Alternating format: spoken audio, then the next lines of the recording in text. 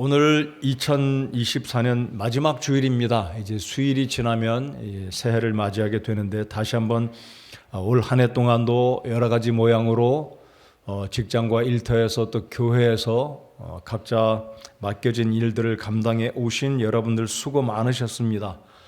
우리 한번 이 연말에 오늘 마지막 주일이지 않습니까? 오늘 이 아침에 우리 생각해 보면 좋겠습니다. 내가 올 한 해 동안 집착하고 온전히 내 마음을 사로잡고 내가 이것을 이루려고 무진 애를 쓴 것이 있었다면 그것이 과연 하나님이 기뻐하시는 일이었는가?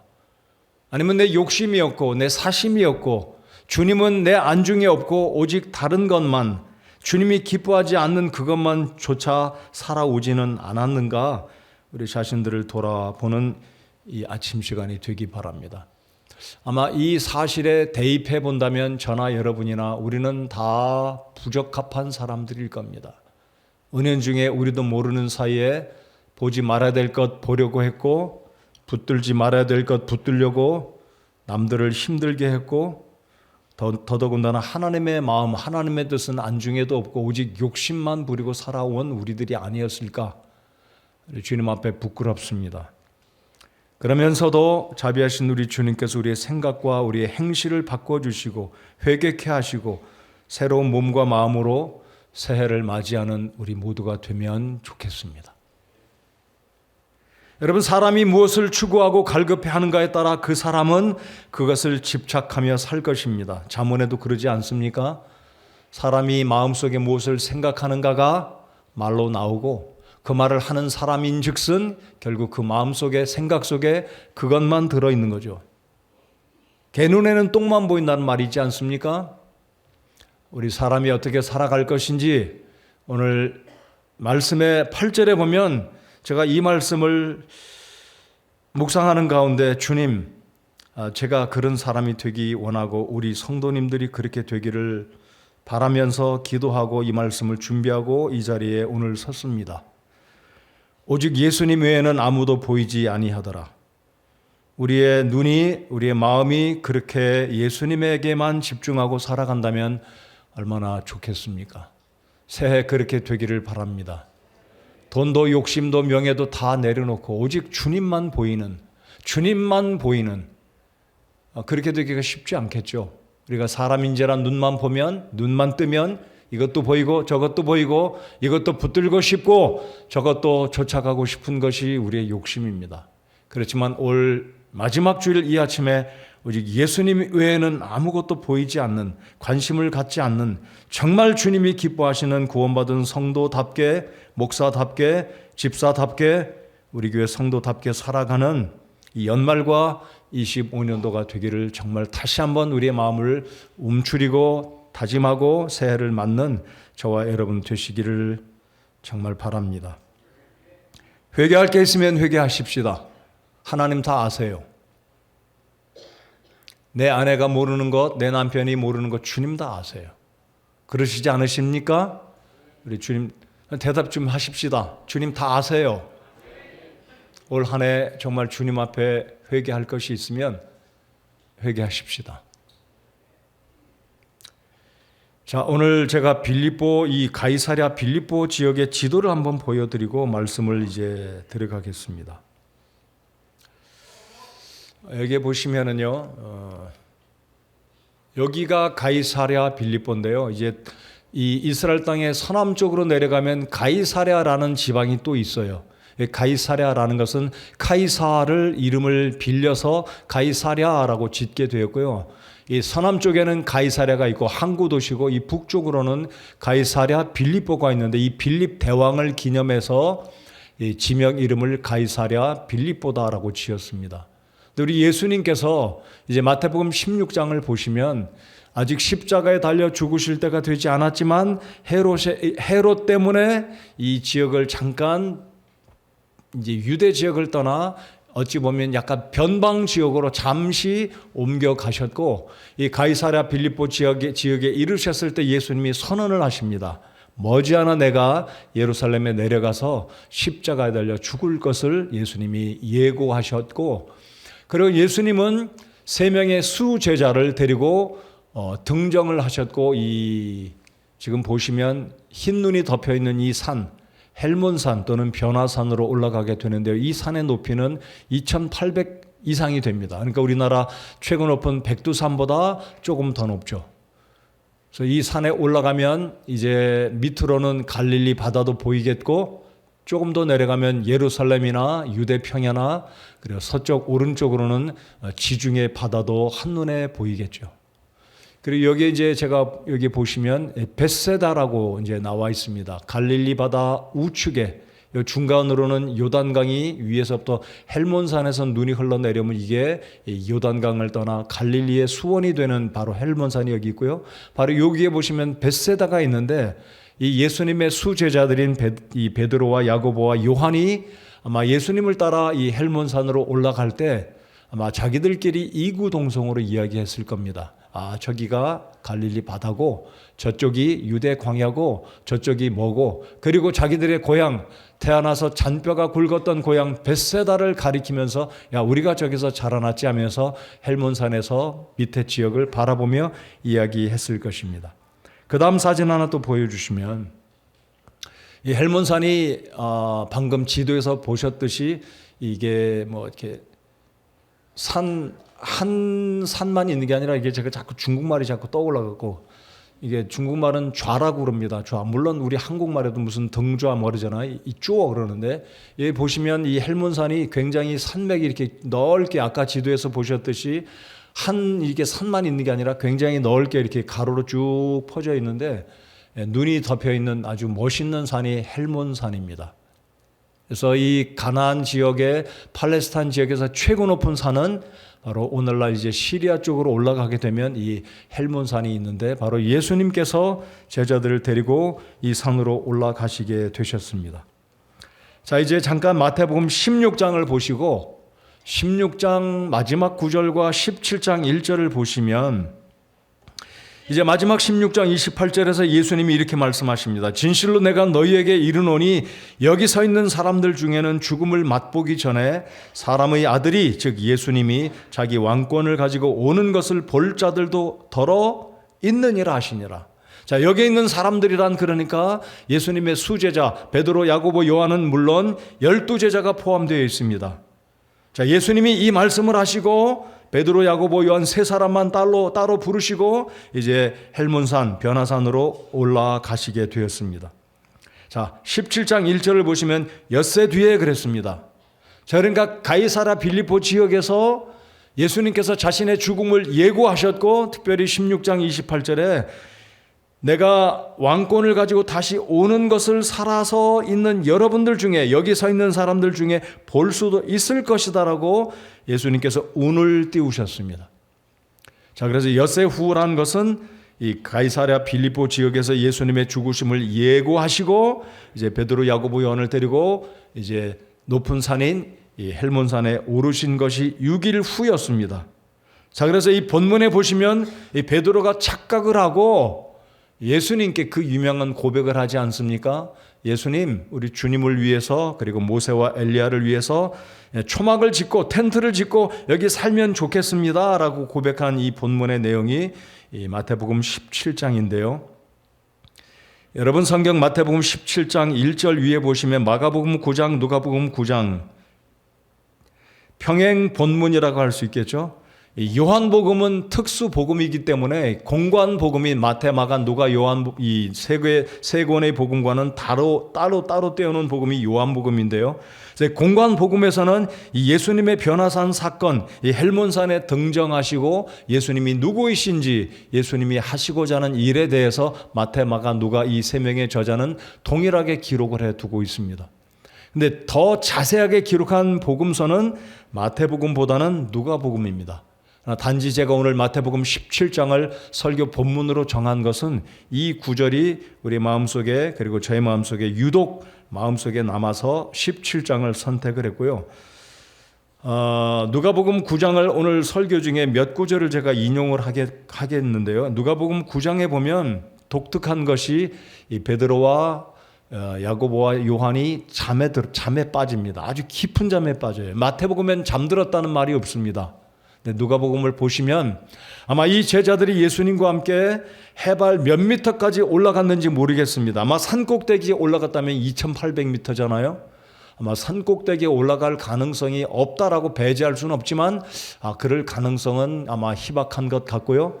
그래도 꽤 높은 헬몬산 꼭대기에 1000m 고지인지 1500 고지인지 2000 고지인지 아니면 2500 고지인지 모르겠지만 상당히 높은 곳에 올라가지 않았을까? 저는 그렇게 생각하면서 말씀을 이제 나누겠습니다.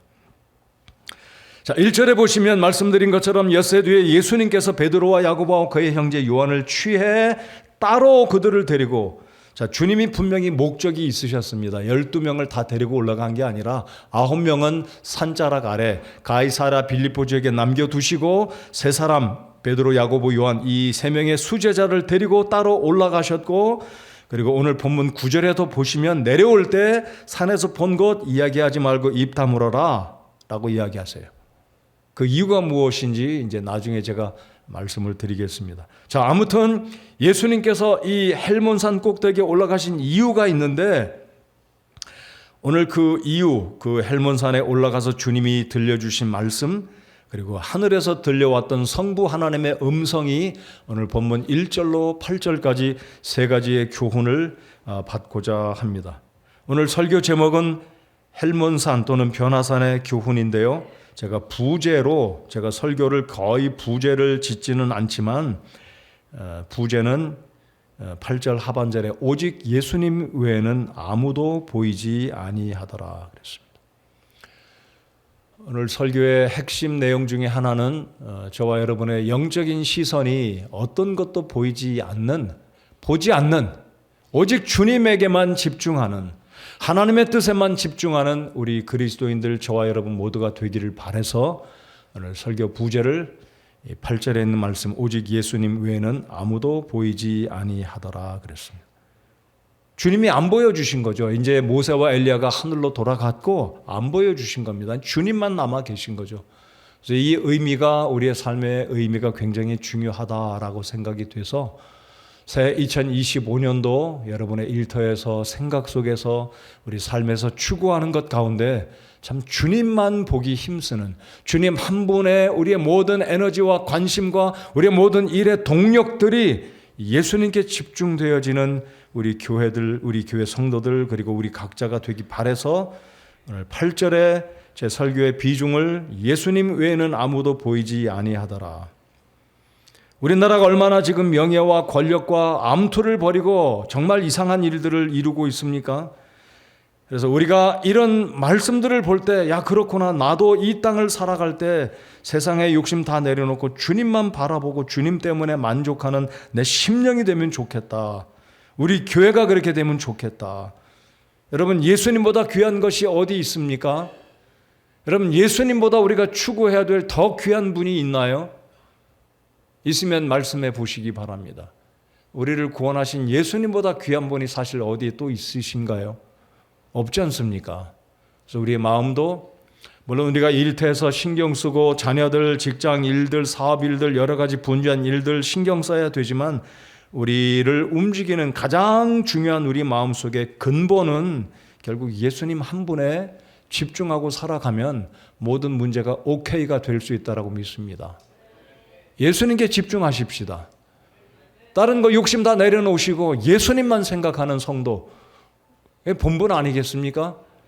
교회 본분이 예수님만 생각하고 예수님이 원하는 것을 하고자 하는 교회, 주님 내가 하고자 하는 것 하겠다가 아니라 주님이 하시고자 하는 일들이 무엇인지 발견하고 주님을 기쁘시게 하는 우리 교회와 우리 성도가 된다면 그 개인과 그 교회에 문제 없을 겁니다. 올 연말에 그래서 저는 이 말씀을 집중해서 다가오는 한 해를 생각하며 예수님 외에는 신경도 안 쓰고 좀 다 내려놓고 주님께 맡기고 주님이 말씀하셨던 것처럼 마태복음 6장에 주님의 나라와 그분의 의를 구하면 이 모든 것을 너에게 더해 주시겠다는 약속 붙들고 내년도 살아간다면 우리 마음도 편할 겁니다. 신경 안 써도 그냥 주님만 생각하고 내가 말 못하고 잘못해도 실수해도 주님 저는 제 마음 아시지 않습니까? 제가 주님만 생각합니다. 주님만 바라봅니다 한다면 우리 주님이 어련히 알아서 다른 거 다 해주시지 않으시겠습니까? 자, 오늘 설교의 첫 번째 이 헬몬산에서 우리가 얻어야 될 교훈은 예수님은 유일하신 그리스도라는 사실을 잊지 말아야 되겠습니다.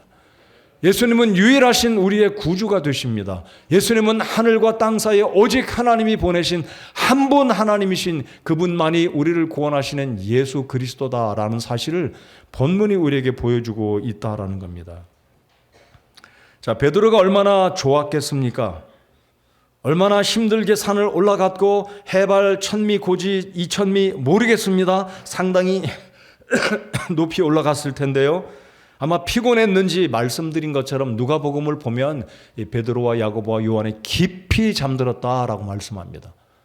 원하시는 분은 집에 가셔서 한번 또 묵상해 보십시오. 마가복음 9장, 누가복음 9장을 읽으시고 비교해 보시기 바랍니다. 아마 굉장히 피곤했을 거예요. 근데 이 잠결인지 아마 광채가 밝아와서 그랬는지 이 베드로가 눈을 뜨고 보니 그 놀라운 모세와 엘리야가 출현한 겁니다. 여러분, 모세와 엘리야가 어떤 인물인가요? 예수님과 더불어 똑같이 40일간 금식 기도한 사람들이었습니다. 여러분, 40일 식음을 전폐하고 금식하고 살아나는 거 기적입니다. 못 살아요.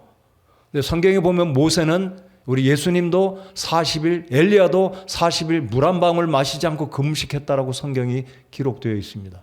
여러분, 사람이 본능적으로 물 안 마시면 죽습니다. 오늘 이 시대에도 누군가 금식하다가 죽는 사람이 간혹 있어요. 대부분은 금식할 때 물을 마시죠. 근데 성경에 보면 엘리야도 모세도 예수님도 40일간 금식한 분들이었어요. 이 유대인들이 볼 때 모세와 엘리야는 대단한 인물들 아닙니까? 구약 성경의 대표의 인물로 꼽는다면 모세였습니다. 단연 모세죠. 모세경을 기록했을 뿐만 아니라 자신들의 백성들을 이집트에서 430년 동안 가나안 땅으로 이끌어갔던 그들의 영도자, 그들의 지도자 모세, 최고로 존중하는 인물 아닙니까? 그리고 구약의 모세는 율법으로부터 왔어요. 그리고 대언자였던 이 엘리야는 불의 대언자, 말 한마디면 하늘에서 불이 와서 사람들을 막 불태워 죽이는, 한 번 기도하면 3년 반 비가 내리지 않고 또 기도하면 비가 내리는 이 놀라운 하나님의 사람, 바로 이 모세와 엘리야가 베드로가 잠결에 눈을 뜨고 보니 예수님과 같이 이야기하는 거예요.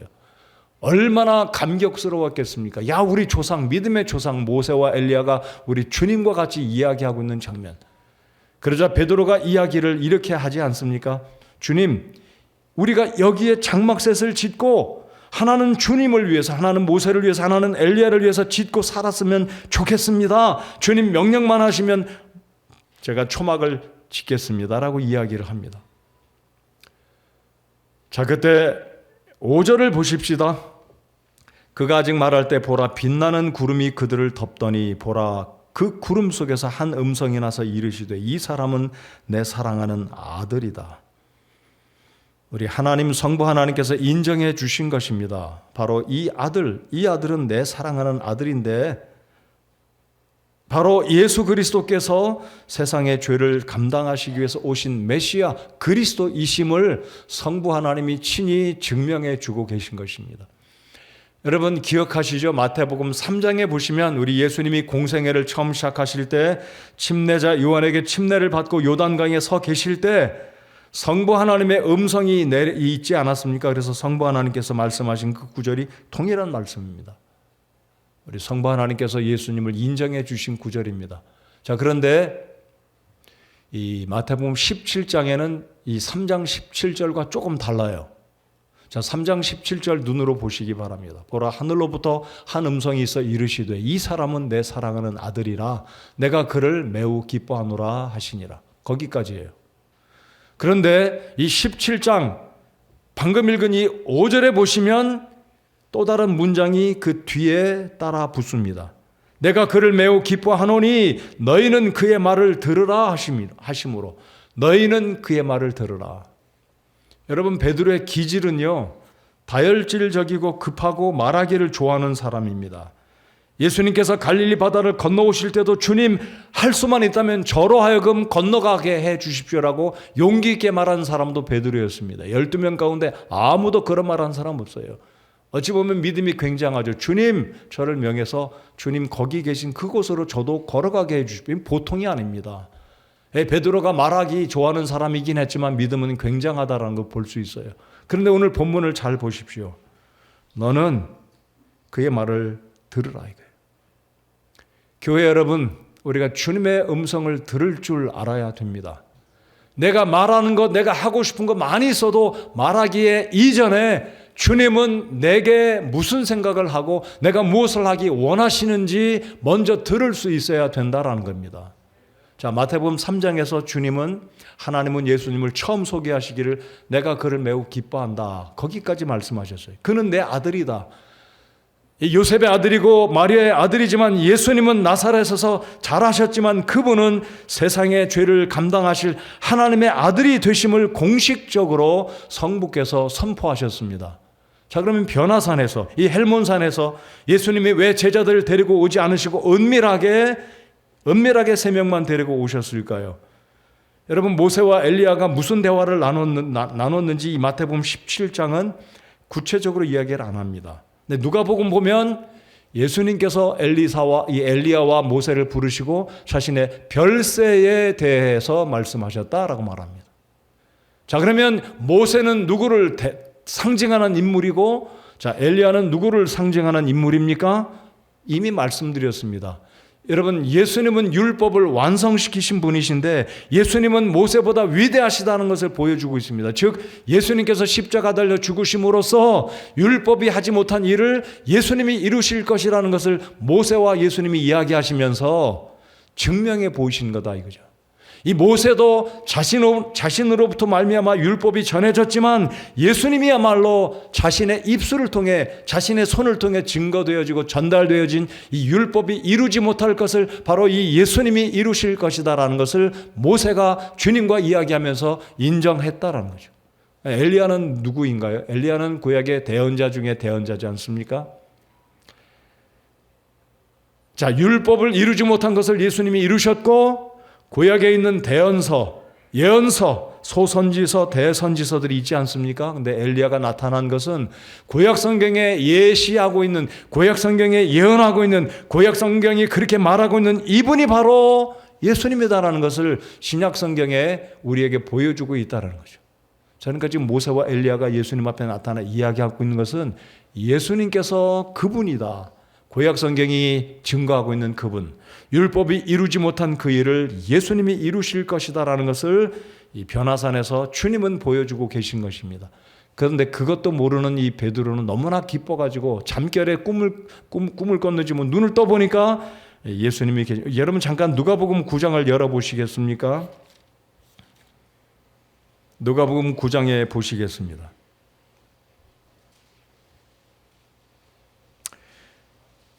첫 구절을 시작하는 28절에 보시면 이 말씀을 하신 뒤 똑같습니다. 마태복음 17장과 그분께서 베드로와 요한과 야고보를 취해 기도하라 산에 올라가시더라. 그분께서 기도하실 때 그분의 얼굴 모습이 변하고 그분의 옷이 희게 되어 눈부시게 빛나더라. 보라, 두 사람이 그분과 이야기하는데 그들은 모세와 엘리야더라.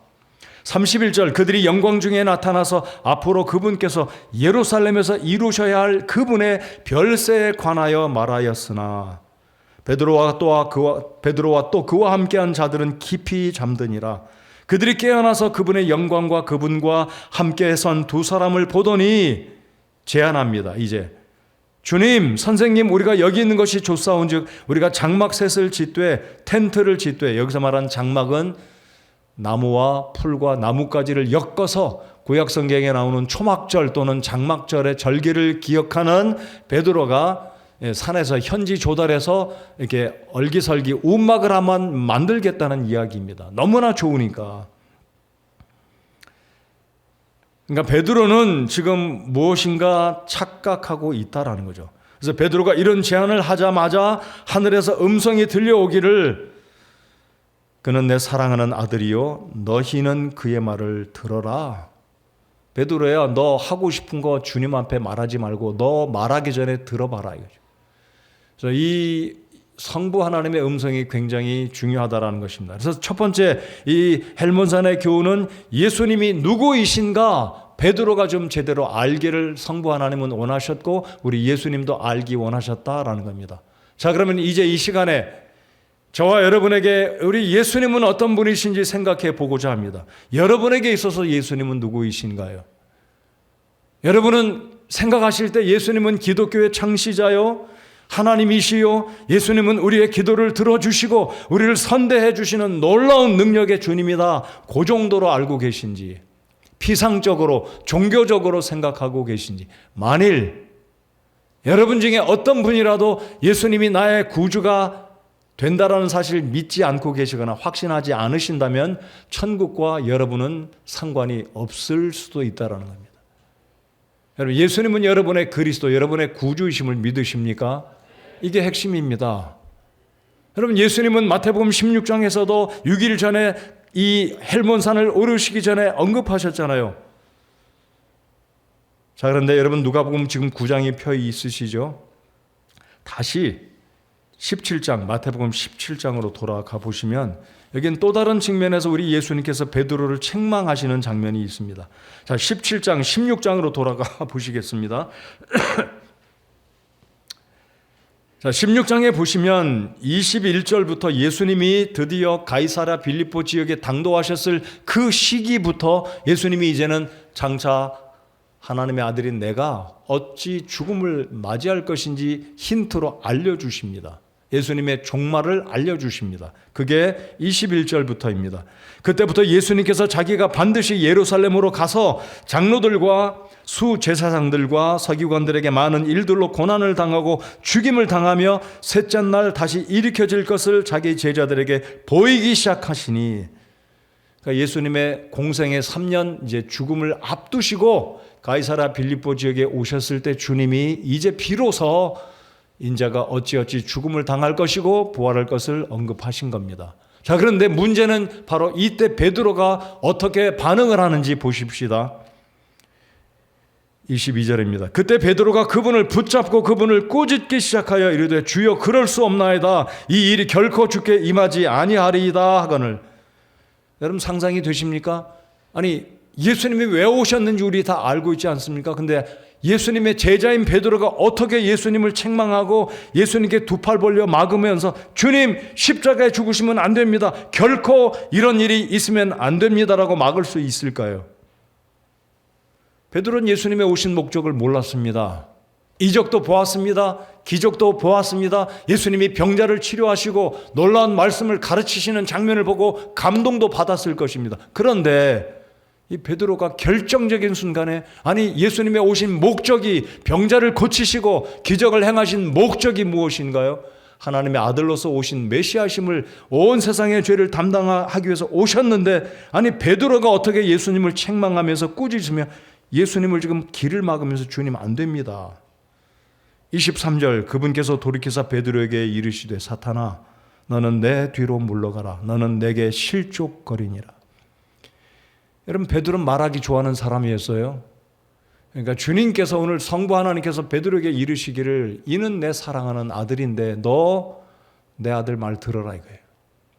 교회 여러분, 우리 교회 우리가 하고자 하는 일 하기에 앞서서 하나님이 우리에게 말씀하시는 음성을 들어야 된다는 사실을 오늘 본문을 통해 교훈 받으시기 바랍니다. 우리가 하나님의 뜻은 여기 있는데 우리는 엉뚱한 데 가서 이게 하나님의 뜻이라고 말하고 일하는 것은요, 이건 안 될 일입니다. 맞습니까? 우리는 때때로 귀를 열고 하나님의 음성, 하나님의 의미, 하나님의 뜻이 무엇인지 들을 줄 알아야 된다는 거죠. 내가 하고 싶은 말 하는 게 아니라. 베드로는 왜 이렇게 착각했을까요? 다시 초막절 이야기를 해드리면, 이 초막절은 사실 예수님이 오시면 천년왕국 때 예수님께서 초막절 절기를 다시 지킬 것을 스가랴 선지자가 구약성경에 언급했습니다. 예수님의 이 초막절의 상징은 천년왕국이 되면 예수님 다시 오셔서 이스라엘 나라를 회복하시고 이집트에서 떠난 이들이 광야에서 초막을 짓고 거기 들어가서 초막 생활을 하면서 과거를 회상한 것처럼, 야, 우리가 종살이 살았는데 하나님 은혜로 구원받고 자유를 얻었다. 광야에서 초막을 짓고 살면서 그 기억을 되돌이켜 보는 거예요. 그러니까 예수님이 오시면 이 스가랴 선지자가 예언했듯이 예수님이 오시게 되면 그때 유대인들은 다시 이 초막절 텐트를 짓고 다시 예수님이 왕으로 오심을 절기를 지킬 것을 구약 성경에도 언급이 되어 있는데요. 베드로는 바로 이 구약 성경에 있었던 출애굽 사건 이후에 광야에서 지냈던 초막절을 기억하고 예수님이 너무 좋으니까 모세도 보았겠다, 엘리야도 보았겠다. 주님 그러니까 이 산 꼭대기에 초막새 짓고 좀 잘 살았으면 좋겠습니다. 착각한 거죠. 미리 주님보다 앞서간 거죠. 그러자 성부 하나님께서 이르시기를 너 내 아들의 말을 들어라. 네 말 하지 말고 네가 하고 싶은 것 하지 말고 내 아들의 말을 들어라. 예수님의 음성은 뭘까요? 예수님의 결국 목적은 십자가 달려 죽으시기 직전에 제자들에게 보여주신 겁니다. 내가 누구인지, 내가 온 목적이 무엇인지. 내가 요셉의 아들일 뿐만 아니라 마리아의 아들일 뿐만 아니라 예수님은 하나님의 아들로 메시아로 신성이 거하시는 하나님이신 그분이 이 땅에 죄를 위해서 십자가에 죽으실 그 중요한 사건을 보여주셨는데 베드로는 착각하고 주님보다 앞서가서 초막새 짓겠다고 이야기한 거죠. 그래서 오늘 교훈은 첫 번째, 예수님은 우리의 그리스도 되신다. 예수님이 하나님의 아들로 세상의 죄를 담당하시기 위해서 오신 주님이시다라는 사실입니다. 자, 오늘 이 17장으로 넘어오셨으면 이게 예수님께서 이렇게 말씀하신 거 우리 다시 한번 보시겠습니다. 16장 23절을 눈으로 보십시오. 사탄아 너는 내 뒤로 물러가라. 너는 내게 실족거리니라. 내가 하나님에게서 난 일들을 좋아하지 아니하고 사람들에게서 난 일들을 좋아하는도다. 여러분 하나님에게 난 일들을 좋아하시는 성도가 되시기 바랍니다. 사람들에게서 난 일 추구하지 말고 좋아하지 말아야 된다는 사실입니다. 그러나 우리는 본능적으로 아까도 말씀드렸듯이요. 하나님에게서 난 일들을 좋아하고 감사하고 그것을 추구하기보다는 하나님에게서 난 일보다는 사람들의 귀를 기울이고 사람들에게 감동받고 사람들에게 이렇게 그런 말에 자극받고 이래서는 안 된다는 사실을 오늘 이 말씀을 통해 하나님이 이 마지막 24년 마지막 주일 이 아침에 우리 교회와 저와 여러분에게 주시는 하나님의 음성으로 들으시는 이 복된 말씀이 되시기 바랍니다.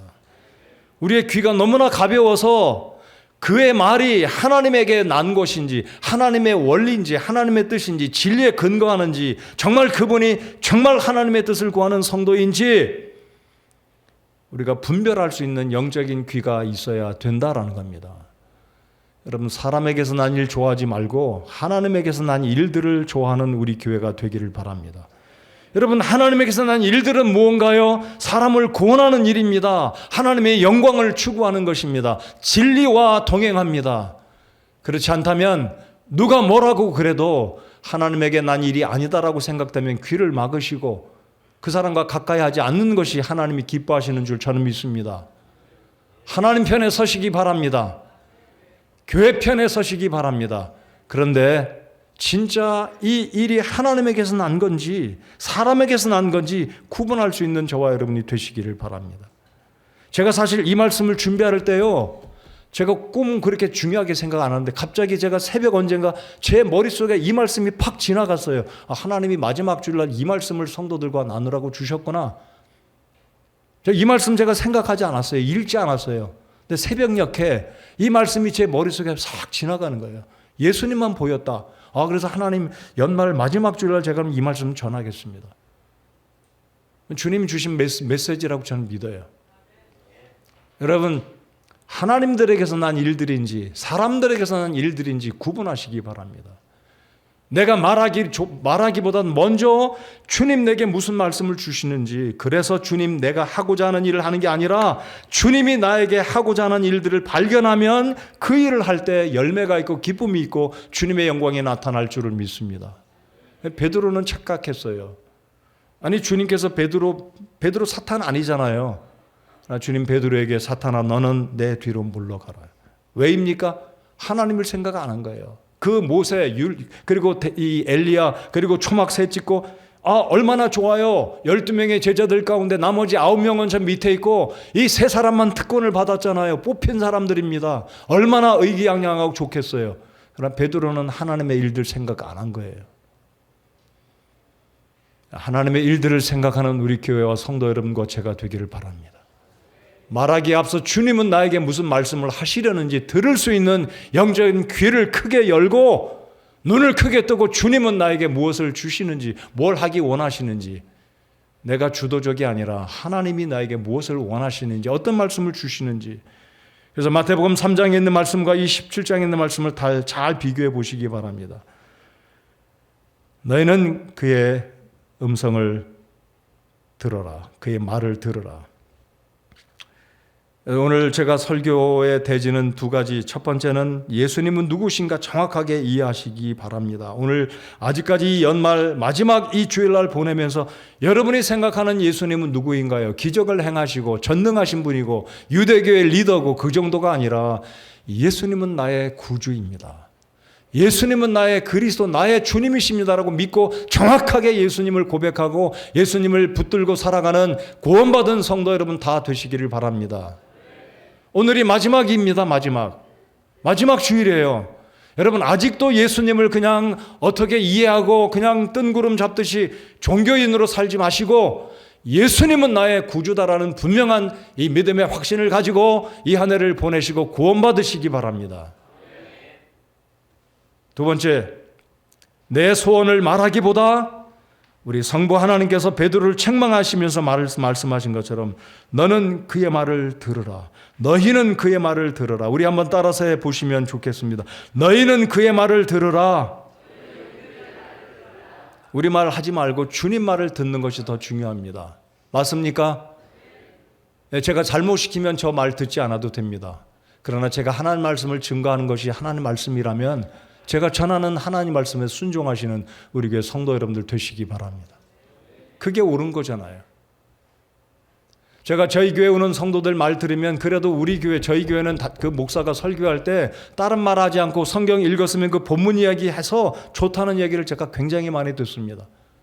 제가 여태까지 13년 이상, 14년째 이제 설교를 하는데 저는 성경에 제가 읽은 성경 본문에서 떠나가기 원치 않고 성경이 무엇을 말하는지 집중해서 그 말씀의 뜻이 무엇인지 제가 전하는 책임을 감당하려고 그래도 저는 지금까지 노력을 해왔다고 생각을 합니다. 하나님의 말씀이 증거되면 그 말씀에 귀를 기울이시고 순종하시는 우리 교회 성도 여러분 되시기 바랍니다. 그게 복이 있고 그게 성숙한 성도가 되는 지름길이다라고 믿습니다. 하나님에게서 난 일들을 좋아하는 우리 교회가 되고 내년에도 2025년에도 하나님에게서 난 일들을 좋아하는 우리 교회, 우리 집사님들, 모든 성도님들, 수고하시는 우리 성도 여러분들 모두가 되기를 정말 바랍니다. 하나님의 일들을 좋아하십시다. 사람의 일들 내려놓으세요. 다시 강조합니다. 사람의 일들, 사람의 머리에서 나온 거 다 내려놓으시고 하나님의 성령께서 주시는 음성에 귀를 기울이고 하나님 말씀에 순종할 때 주께서 우리를 책임지시고 인도하시고 지켜주시고 복 주시리라고 믿습니다. 이제 세 번째 끝으로 예수님이 우리를 부르셨다는 이 확신을 가지고 복음의 증인으로 살아가는 우리가 되기를 소원합니다. 여러분 베드로와 이 요한과 야고보는 아마 굉장히 우쭐했을 거예요. 평상시 12제자 가운데 맏형은 베드로니까 베드로는 어떤지 모르겠지만 나이가 제일 어린 친구가 누군가요? 요한입니다. 제일 막내 동생이에요. 근데 요한이 형과 함께 야고보와 함께 선택됐어요. 수제자로. 아마 예수님이 왜 첫째 베드로와 막내 요한과 그리고 요한의 형제 야고보, 이 예수님의 제자 가운데 야고보가 두 명이 였습니다. 알페오의 아들 야고보와 또 다른 야고보. 근데 이 요한이 이 세 명의 선택받은 헬몬산에 주님이 데리고 가는 그 세 사람의 인물 속에 들어갔으니 얼마나 좋았겠습니까? 얼마나 기뻤겠습니까? 근데 눈앞에 보이는 이 놀라운 위대한 구약 성경에 위대한 인물들이 있었으니 베드로가 흥분할 만도 하죠. 그래서 초막을 셋을 짓고 하나는 주를 위해, 하나는 모세를 위해, 하나는 엘리야를 위해. 근데 여러분 보십시다. 성부 하나님이 베드로와 요한과 야고보를 책망합니다. 그의 말을 들으라 하실 때 이 베드로와 야고보와 요한이 두려워서 얼굴을 땅에 받고 어쩔 줄 못 두려워합니다. 자, 우리 마태복음 17장 6절을 보시겠습니다. 제자들이 그 음성을 듣고는 얼굴을 대고 엎드려 심히 두려워하더라. 아이고 이거 잘못했네. 깨달은 거죠. 내가 너무 지금 설레발 쳤네. 내가 너무 지금 방정 맞았네. 깨달은 거예요. 그리고 위험 있는 하나님의 음성이 들려올 때, 자, 사진을 하나 또 올려주십시오. 여러분, 이 헬몬산이 이렇게 웅장합니다. 구름이 덮여요. 그러니까 지중해에서 아마 이 습도를 먹은 것이 이제 이 헬몬산을 넘어가지 못하고 정상에 이제 구름으로 걸려있는 이런 상황이 자주 반복이 되는 것 같습니다. 아마 예수님이 올라가셨을 때도 해발 몇 거진지는 다시 강조해 드리지만 얼마나 높이 올라갔는지 모르지만 본문에 보면 구름이 끼었다 그래요. 구름이. 그리고 그 구름도 그냥 먹구름이 아니라 빛나는 구름이 그들을 덮었다 그래요. 5절에 그가 아직 말할 때 보라 빛나는 구름이 그들을 덮으니, 그리고 성부 하나님의 음성이 있자 베드로가 어쩔 줄 몰라 두려워서 얼굴을 땅에 대고 벌벌벌 떨지 않았을까. 그럴 때 우리 인자하신 주님께서 베드로의 등을 두드리지 않았을까. 베드로야 일어나라. 일어나. 7절 예수님께서 나와 그들에게 손을 대시며 이르시되 일어나라. 두려워하지 말라 하시매. 우리 주님께서 베드로의 심정을 이해하시고 베드로야 일어나라. 그리고 이제 내려가십니다. 이제 내려가시는데 8절에 그들이 눈을 들어보니 아니 모세와 엘리야가 사라졌어요. 순식간에 사라지고, 오늘 설교 말씀의 핵심 주된 메시지 말씀이 8절인데 오직 예수님 외에는 아무도 보이지 아니하더라. 그 위대했던 모세도, 그 율법의 전수자 모세도, 그 불같은 하나님의 말씀을 대언했던 엘리야도 사라지고 평범해 보이는 모습으로 주님이 다시 돌아갔을 거예요. 그 빛나는 옷, 다른 번역에 보면 예수님이 세탁공이, 어떤 세상에 유명한 세탁공이 하얗게 만들 수 없을 정도로 하얀 옷을 입으신 그 예수님.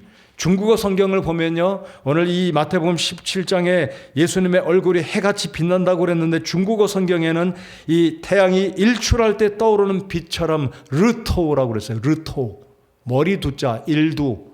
예수님의 얼굴이 그렇게 빛났다고 얘기하는데, 다시 엘리야도 모세도 사라지고 주님만 보니까 이때 주님은 다시 평범한 모습으로 돌아왔지 않았을까, 저는 그렇게 생각합니다. 그리고 주님께서 이제 제자들을 등을 두드리며 이제 내려가자, 내려가시는 거예요. 근데 흥미로운 것은요, 9절을 같이 한번 읽어보시겠습니다. 왜 예수님께서 이렇게 당부를 하셨는지 생각해 보겠습니다. 자, 다 같이 9절 읽겠습니다. 시작.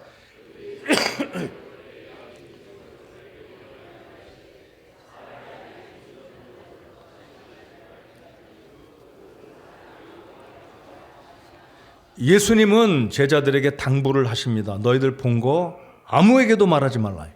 비밀이야, 비밀. 안드레에게도 말하지 말고, 마태에게도 말하지 말고, 빌립에게도 말하지 말고, 입담으로 너희들 오늘 나 본 거 입담으로. 근데 여전히 이 말씀을 하실 때 예수님은 얼굴이 해같이 빛나시거나 옷이 굉장히 희거나 그러지 않으셨을 거예요. 다시 원래대로 돌아오신 거예요. 그 의미는 예수님은 인자이시자 동시에 하나님의 아들이신데, 잠시 본 것은 예수님의 하나님의 아들 되심, 영광스러운 이 사람의 몸을 입기 이전에 천국에서의 주님의 본래의 신성의 모습을 보았다면, 이제 예수님은 다시 범상한 모습으로 돌아오셔서 이제 십자가의 길을 가는 거예요. 그러면 왜 예수님은 아무에게도 방금 일어난 일을 이야기하지 말라고 그러셨을까요? 그것은 예수님이 겸손한 자들이 예수님을 믿고 구원받도록. 예수님은 그냥 나사렛 예수 촌사람이고 요셉의 목수의 아들, 그럼에도 불구하고 그분이 우리의 죄를 담당하신 분이라는 것을 믿는 자들에게 구원의 은혜가 임하시도록 주님은 방금 있었던 영광스러운 그 모습을 이제 침묵 가운데 비밀로 간직하라라고 말씀하셨다라고 저는 믿습니다. 자, 그러니까 사람에게 있어서 구원이란 것은 어떤 증거, 어떤 놀라운 표적, 이런 걸 보고 구원받는 게 아니라 어린아이같이 단순한 심정으로 예수님이 우리의 구주라는 사실 자체만 보고 믿는 사람만 구원하시기를 기뻐하는 것이 주님의 뜻이기 때문에 산회에서의 영광은 다 다시 내려놓고 본래 모습으로 내려가시고, 이제 내려가서 산자락 아래 있는 자들에게, 여러분 14절에 보시면 우리 예수님께서 다시 내려가셔서 여전히 이전에 산에 오르시기 전에 하셨던 대로 말씀 가르치시고 병자 치유하시고, 그리고 때가 되면 드디어 갈보리 산에 올라가시는 거예요. 그래서 주님은 이제 세 번째 이 본문을 통해서 우리에게 주시는 교훈이 무엇이냐면 산꼭대기의 영광스러운 모습 보고 흥분하지 말고 다시 산자락으로 내려가서 너희들의 본분을 다 해라 이거예요. 너희들이 예수님 내가 누군지 보았으면 족하다 이거예요. 너희들에게 맡겨준 복음을 증거하는 그 일에 사명을 다하고 아무에게도 이 사실을 말하지 말고 이제 결국은 일어나라. 두려워하지 말고 내려가서 너희들의 본분을 다하라. 이것이 오늘 본문에서 우리 주님께서 주시는 세 번째 교훈이다라고 저는 믿습니다. 예수님께서 우리를 부르셨습니다. 우리를 구원하셨고 이제 땅끝까지 이르러 복음의 증인이 되라고 우리를 주님이 보내십니다. 우리가 해야 될 일은 예배 열심히 해야 되겠죠. 말씀에 순종하며 살아야 되겠지만 여전히 우리가 예배를 마치고 돌아가면 여전히 다시 세상으로 돌아가 우리 예수님 믿지 않는 사람들에게 복음을 증거하는 그 일, 끝까지 예수님이 오시는 그 시각까지 복음을 증거하는 일이 교회의 사명이요, 우리 구원받은 모든 그리스도인 한 사람 한 사람에게 주님이 주신 사명이다라고 믿는 것입니다. 우리 성경 한 구절 읽고 말씀을 마치겠습니다. 베드로후서 1장을 열어보시겠습니다. 베드로후서 1장 17절 18절입니다. 이제 베드로가 나이가 많이 들고 죽음을 앞두기 얼마 전인지는 모르지만 베드로가 편지를 쓰지 않습니까? 첫 번째 쓴 편지를 베드로 전서라고 하고 있고 두 번째 편지는 베드로 후서라고 말합니다. 근데 베드로는 베드로 후서를 기록할 때 오늘 이 마태복음 17장에 그가 보았던 예수님 변화산 사건을 베드로 후서 1장에 기록을 해 두었습니다. 자기의 생각을 이게 되돌이키면서 그때 생각을 더듬으면서 베드로후서 1장 17절 18절을 기록해 두었습니다. 우리 같이 읽어 보시겠습니다. 시작. 뛰어난 영광으로부터 일한 음성이 그분께 나서 이르기를 이 사람은 내 사랑하는 아들이라 내가 그를 매우 기뻐하노라 하실 그때에 그분께서 하나님 아버지로부터 존귀와 영광을 받으셨느니라. 하늘로부터 나온 이 음성은 우리가 그분과 함께 거룩한 산에 있을 때 들은 것이니라. 아멘. 그러니까 베드로는 그때 산꼭대기에 올라가서 실수하고 주님 초막셋 짓고 여기서 살고 싶습니다. 주님 말씀만 하시면 제가 퍼뜩 가서 나뭇가지 모아다가 초막셋을 짓겠습니다. 이 말을 했다가 우리 성부 하나님의 음성을 듣고 책망 듣고 정신 차리고 예수님과 함께 산에서 내려오면서 다시 베드로가 죽을 때까지 이 베드로 전서와 후서를 기록하면서 예수님이 들려주셨던 그때 기억을 하고 베드로 후서 이 1장 17절 18절에 이것을 기록한 겁니다. 제가 다시 한번 읽어보겠습니다. 뛰어난 영광으로부터 일한 음성이 그분께 나서 이르기를 이 사람은 내 사랑하는 아들이라 내가 그를 매우 기뻐하노라 하실 때에 그 다음 잘 보십시오. 그분께서 하나님 아버지로부터 존귀와 영광을 받으셨느니라. 여러분 예수님께는 모세도 엘리야도 그냥 예수님의 종들입니다. 근데 베드로가 볼 때는 예수님 당연히 이 베드로의 주님이시죠. 그러나 모세와 엘리야 굉장한 사람들이었어요. 근데 베드로는 어찌 보면 이 굉장한 사람들과 함께 그분들 곁에 초막 짓고 산다면 본인에게도 얼마나 영광이고 기쁨이고 이게 특권이겠습니까? 근데 이 말씀을 잘 보십시오. 하나님의 음성이 있어서 이는 내 사랑하는 아들이요 너희는 그의 음성을 들으라. 이 말씀을 기억하며 베드로가 생각하며 기록한 이 말씀은 내가 그를 매우 기뻐하노라 하실 때에 그분께서 하나님 아버지로부터 존귀와 영광을 받으셨느니라.